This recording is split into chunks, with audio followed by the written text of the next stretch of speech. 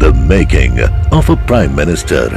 मुश्किलों का अंबार है, वही तो मेरे हौसलों की मीनार है। हिंदुस्तान में दो प्रधान दो निशान नहीं चलेंगे। अगर इतनी ताकत ये पाकिस्तान के खिलाफ लगा दे तो आतंकवाद आसान हो गया। हम चुनौतियों से टकरा रहे हैं। सर्जिकल स्ट्राइक और एयर स्ट्राइक करके नए भारत के सामर्थ्य का संदेश भी दे दिया है। तुम उठो, तिरंगा लहरा दो। जननायक नरेंद्र मोदी के 20 वर्ष पुराने भाषणों पर आधारित एक बेहद लोकप्रिय कार्यक्रम क्या कहते हैं नरेंद्र मोदी।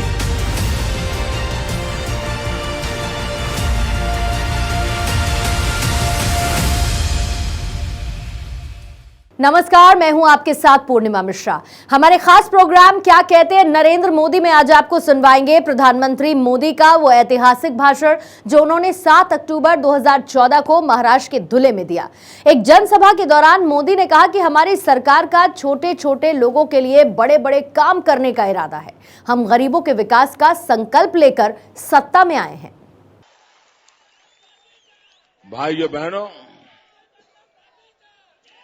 मेरे धुले जिला, नंदुरबार जिला, मेरे आदिवासी भाई यहां रहते हैं। क्या वो पढ़ लिख करके देश का नेतृत्व कर नहीं सकते क्या? क्या यहां से इंजीनियर नहीं बन सकते क्या? यहां से डॉक्टर नहीं बन सकते क्या? यहां से पायलट नहीं बन सकते क्या? क्या कमी है उनके अंदर? अगर कमी है तो सरकार के इरादों में कमी है और उसी के कारण उनको मजबूर जिंदगी जीने के लिए छोड़ रखा गया है। मैं ये जिंदगी बदलना चाहता हूं। मैं आदिवासी हो, पिछड़े हो, गरीब हो, दलित हो, पीड़ित हो, शोषित हो, उनके जीवन में बदलाव लाना चाहता हूं।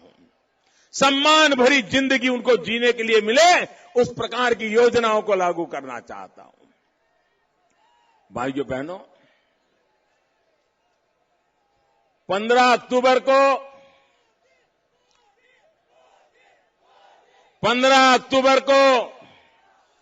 आप कमल पर बटन दबाने के लिए जाने वाले हैं ना? 15 अक्टूबर को कमल पर बटन दबाने वाले हैं ना? 15 अक्टूबर को 15 साल के बाद पूरे महाराष्ट्र को मुक्ति का दिवस है। मुक्ति का दिवस है। मैं एक कांग्रेस के नेताओं को पूछना चाहता हूं, आपने कुछ भी बाकी रखा है क्या? मुझे बताइए, इस इलाके में किसानों को जो पानी मिलना था, उस पानी के क्षेत्र में भ्रष्टाचार हुआ कि नहीं हुआ? रुपये खा गए कि ना खाए? आपके खेतों में पानी पहुंचा क्या? कहीं पानी नजर आ रहा है क्या? नेताओं के जेब भरे हुए दिखते कि नहीं दिखते? उनके बैंक के खाते भर गए कि नहीं भर गए?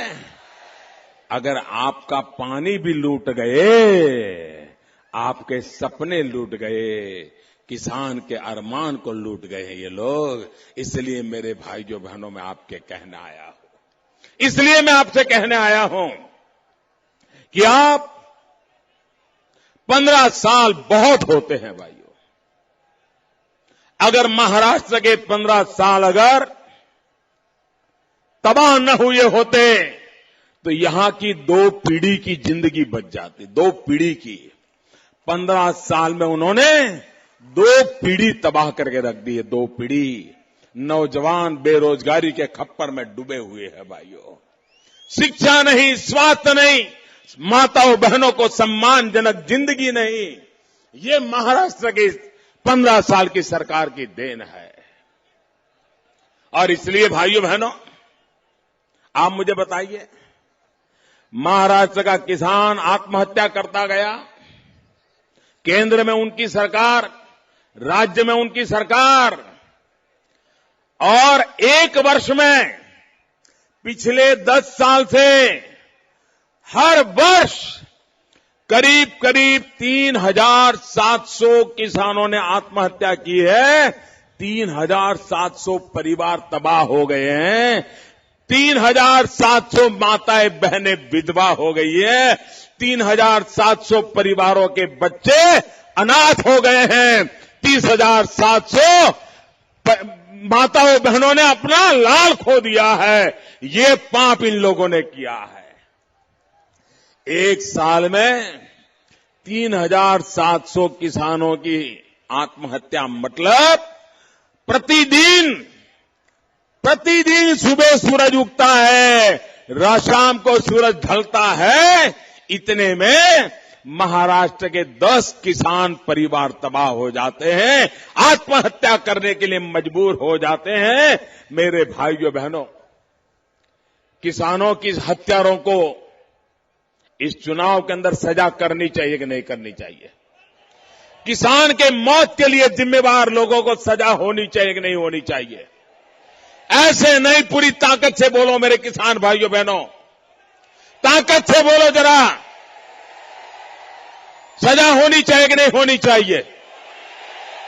करोगे सजा? हर कोने से ये भ्रष्टाचारियों को साफ करोगे कि नहीं करोगे?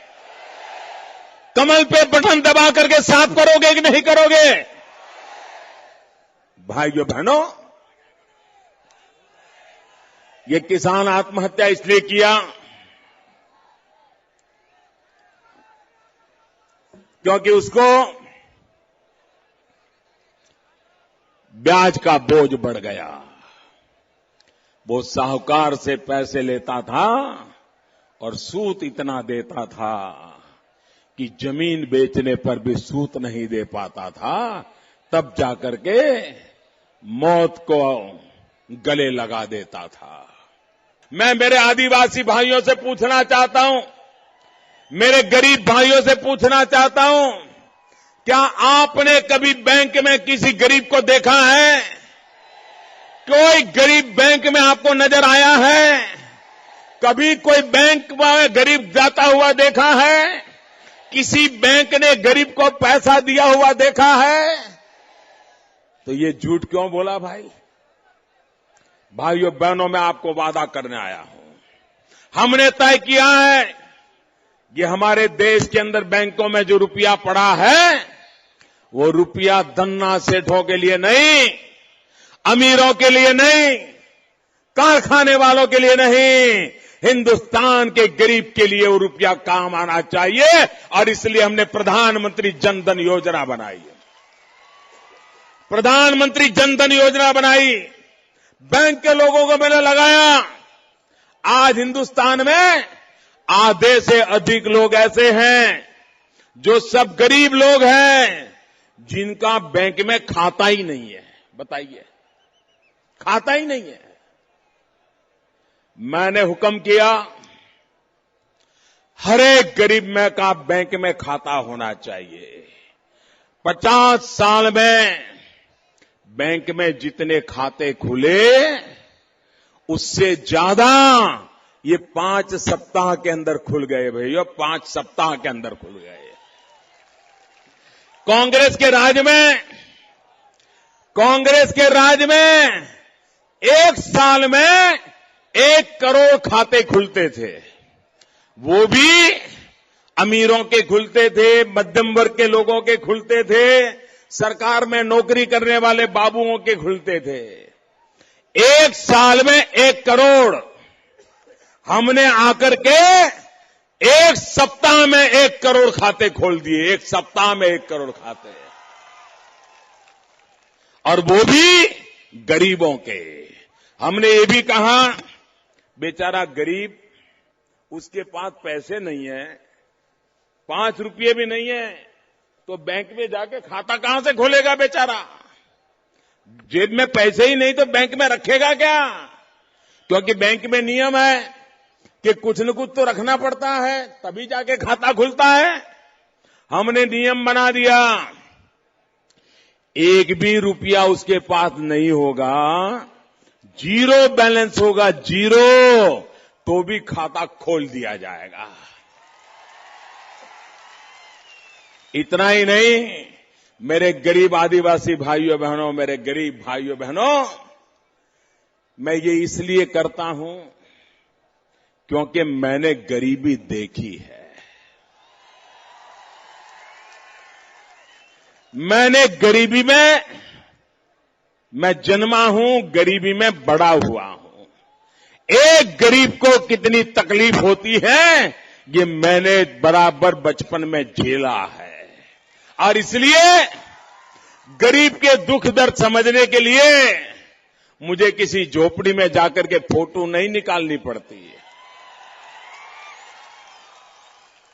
मुझे किसी गरीब की रोटी छीन करके तस्वीरें निकालने की जरूरत नहीं पड़ती है, क्योंकि मैंने तो बचपन ही गरीबी में बिताया है, चाय बेच बेच करके जिंदगी गुजारी है। और इसलिए भाइयों बहनों,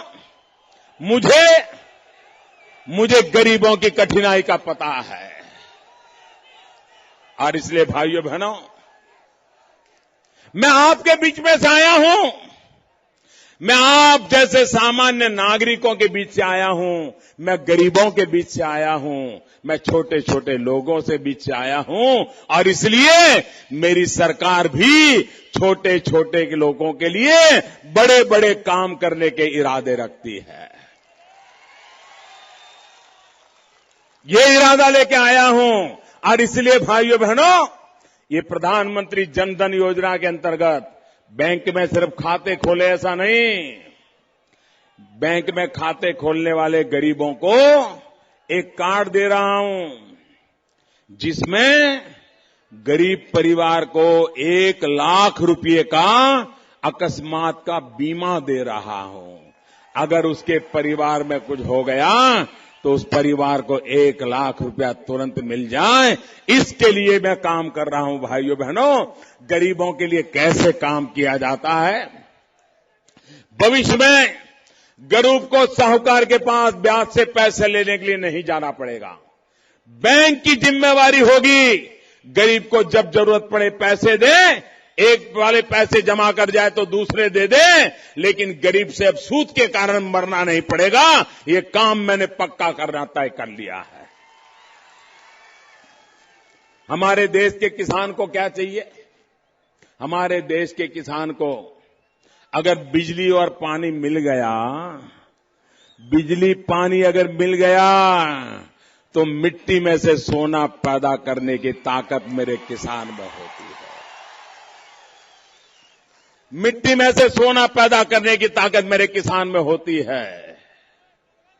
लेकिन भाइयों बहनों, ये कांग्रेस की सरकारें, दिल्ली की हो या यहां की हो, उनको न किसानों को बिजली पहुंचाने का इरादा था। और इसीलिए गुजरात में एक सरदार सरोवर डैम नर्मदा योजना का काम चल रहा है। पंडित नेहरू ने शिलान्यास किया था।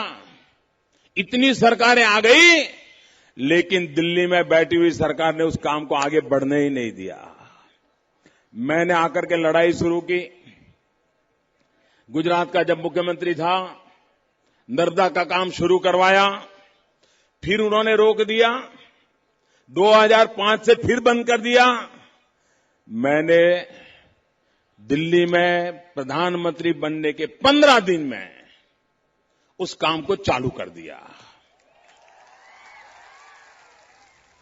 इससे फायदा किसको हुआ? क्या गुजरात को हुआ क्या? ऐसा नहीं है। मैं आज आपको सच बताने आया हूं। The making of a prime minister. मुश्किलों का अंबार है, वही तो मेरे हौसलों की मीनार है। हिंदुस्तान में 2 प्रधान 2 निशान नहीं चलेंगे। अगर इतनी ताकत ये पाकिस्तान के खिलाफ लगा दे तो आतंकवाद आसान हो गया। हम चुनौतियों से टकरा रहे हैं। सर्जिकल स्ट्राइक और एयर स्ट्राइक करके नए भारत के सामर्थ्य का संदेश भी दे दिया है। तुम उठो, तिरंगा लहरा दो, जननायक नरेंद्र मोदी के 20 वर्ष पुराने भाषणों पर आधारित एक बेहद लोकप्रिय कार्यक्रम क्या कहते हैं नरेंद्र मोदी।